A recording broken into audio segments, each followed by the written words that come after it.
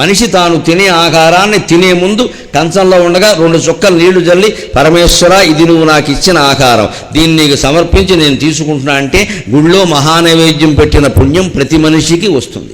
మీరందరూ అన్నం తినే ముందు ఆ పని చేయండి, ఆ పుణ్యం మీకు అందరికీ వస్తుంది.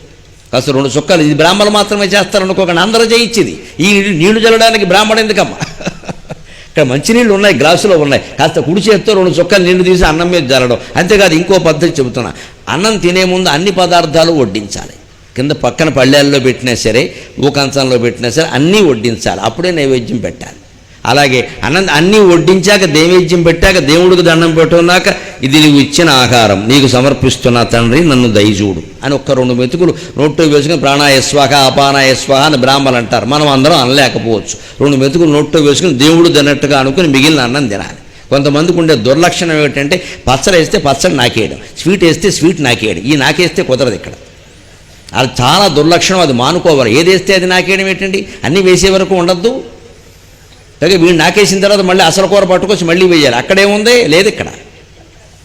ఇది చాలా దుర్లక్షణం. ఇది కొంతమందిని చూస్తే ఒళ్ళు మండిపోతుంటుంది, నాకు చూస్తే ఏమిటి ఈ లక్షణం అని. పక్కన వేసి నాకు వేసిందల్లా వేసినట్టు లాగేస్తాడు ఇక్కడ. కన్న వడ్డించాలా వద్దా, కలుపుకోవాలా వద్దా, నాకేస్తే పెట్టాలాగా? అన్నీ వడ్డించాల్సిందే ఖచ్చితంగా. అన్నీ వడ్డిస్తే కానీ అది భోజనం కాదు. నీ ఇష్టం వచ్చింది వేసి కూర్చోకూడదు అక్కడ. కావాలంటే 2 పళ్ళేలు పెట్టుకో, పక్కన కంచం చాలకపోతే, లేకపోతే అరిటాకుంటే పెట్టుకో, అన్నీ వేసుకో, అన్నీ వేయాలి. అన్నీ వేసాక 2 చుక్కలు నీళ్లు అన్ని కులాల వాళ్ళు చేయించండి. ఇది బ్రాహ్మణులు అనుకోకండి, పొరపాటు అందరూ చేయొచ్చు. దీనికేం మంత్రం ఏం లేదు ఇక్కడ. వాళ్ళకు ఉంటే ఉంటుంది మంత్రం, ఆ గొడవ మనకెందుకు, మన దాన్ని మనం అందరం చేయొచ్చు. భగవంతుడు చేయడానికి మంత్రం ఏమిటండి? కృతజ్ఞత. ఈ ఫుడ్ ఎక్కడి నుంచి వచ్చింది, ఈ భోజనం ఎక్కడి నుంచి వచ్చిందమ్మా దేవుడు లేకపోతే? అడవి పక్షులకు ఎవడు ఆహారం అందించి, అడవిలో పక్షులకు ఎవడు ఆహారం అందించాడు? చెట్టు చేమకు నీరు పోసింది దేవుడు, భగవంతుడు కదా. ఆయన కదా మనకి అన్నం ఇచ్చింది. ఆయనకి నైవేద్యం పెట్టకుండా ఎలా తింటాం అసలు? తేన శక్తేన భుంజీతాక మా గృధ కశ్య స్విద్ధనం ఈశావాస్యోపనిషత్తు చెబుతున్నమాట. ఈ సమస్త సృష్టి భగవంతునిదే. ఒకే ఒక పురుషోత్తమాకారంలో ఈ మొత్తం సృష్టిని భోజనంగా తీసుకుంటున్నది భగవంతుడే. ఆయన తినగా మిగిలిందే నువ్వు తింటున్నావు, అందుకని ఆయనకి దండం పెట్టకుండా తినడానికి వీల్లేదు అని పురుష సూక్తం చెబుతోంది మనకి. ఈశావాస్యోపనిషత్తు చెబుతోంది. అంటే ఆడ మగ తేడా లేకుండా అందరూ చేయొచ్చు. పిల్లలకు కూడా నేర్పచ్చు, తప్పేం లేదు. అందరూ ఉపనయనం కావడంతో నిమిత్తమే లేదు దీనికి. అక్కడ 2 చుక్కలు పెట్టి నీళ్లు పెట్టి, స్వామి ఇది నువ్వు ఇచ్చిన ఆకారం నీకు సమర్పిస్తున్నా అని తింటే అది అరుగుతుంది, ఆ జీవితానికి పనికొస్తుంది, శరీరానికి పనికొస్తుంది.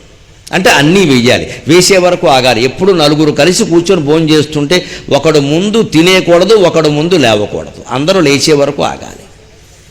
ఇవాళ కొంచెం డైరీ అన్నాల బల్ల పక్కనే ఆ తొట్టి కూడా వచ్చింది, వాష్ బేసిన్, అక్కడ కడుక్కోవాలి. అందుకని ఒకటిదాడు ఒకడు వెళ్ళిపోతూ ఉంటాడు. అసలు ఈ ముందు ఈ తొట్టి కూడా అన్నాల బల్ల దగ్గర తీసేయాలి. ఇక్కడ తింటూ ఉంటే వాడు కడుగుతూ ఉంటాడు, చిక్కగా ఉంటుంది అక్కడ.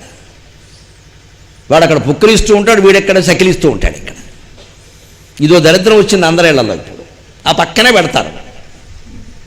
అన్నాల బల్ల పక్కన కూడా ఉండకూడదు. కాస్త బాత్రూంలోకి వెళ్ళి కొంపలు అంటుకున్నా పెడితే వాంతి వచ్చేసిందా? మనమే అన్నీ మనమే, పరాయి వాళ్ళం ఏం లేవు అక్కడ. అసలు ఆ తొట్టు కూడా అన్నం తిన్నాక చేయగడుక్కునే కాడ బయట ఉండాలండి, బయట ఉండాలి. ఆ గదికి బయట ఉండాలి, అక్కడికి వెళ్ళి కడుక్కోమనండి. ఇక్కడ అన్నం తింటుంటే అక్కడ కడుగుతాడు. అది జరగకుండా ఉండాలంటే అందరూ తినేవరకు ఆగాలి. అందుకే ఏం చేయాలో తెలుసా? అన్నం తింటుంటే మరి ఎలా ఆగుతామండి? మేమేమో 5 నిమిషాల్లో తింటామండి, పక్క వాళ్ళ 10 నిమిషాలు. మంచిది, 5 నిమిషాల్లో తినేసిన వాడిని 2 పద్యాలు పాడమనండి. భోజనకాలే గోవిందనామస్మరణ పాడండి. అది చెయ్యాలి నిత్యం ఇంట్లో. అందుకోసమే పెట్టారు గోవిందనామస్మరణ. ఎందుకంటే కాస్త ఒకడు స్పీడ్గా తింటాడు, నా బోటుగా ఉంటాడు, జిహ్వ శాపల్యం ఉంటుంది, కాస్త ఏదైనా బాగుంటే 2వసారి వేసుకుంటాం. అందుకని తిన్నవాడు మరి కంగారుగా తినాలంటే కష్టం. నాకు మధ్యాహ్నం భోజనం 45 నిమిషాలు తినాలి, నేను తింటాను 45 నిమిషాలు తింటాను. రాత్రి భోజనం అరగంట తినాలి కనీసం. అలా అయితేనే అరుగుతుంది. ఇక్కడ 2 మెతుకులు నోట్లో వేసుకుని వెళ్ళిపోవడం ఏంటి? అరగదు, అది మెతుకులు గతుకులైపోతాయి. ఆ తినే వరకు ఉండాలంటే ఏం చేయ? ఒకడు తొందరగా పులుసు వేసుకుని మజ్జిగలోకి వచ్చిన వాడు పులుసు అయ్యే వరకు తిను, మజ్జిగ వచ్చాక ఆగిపోయి ఏం చేయాలి?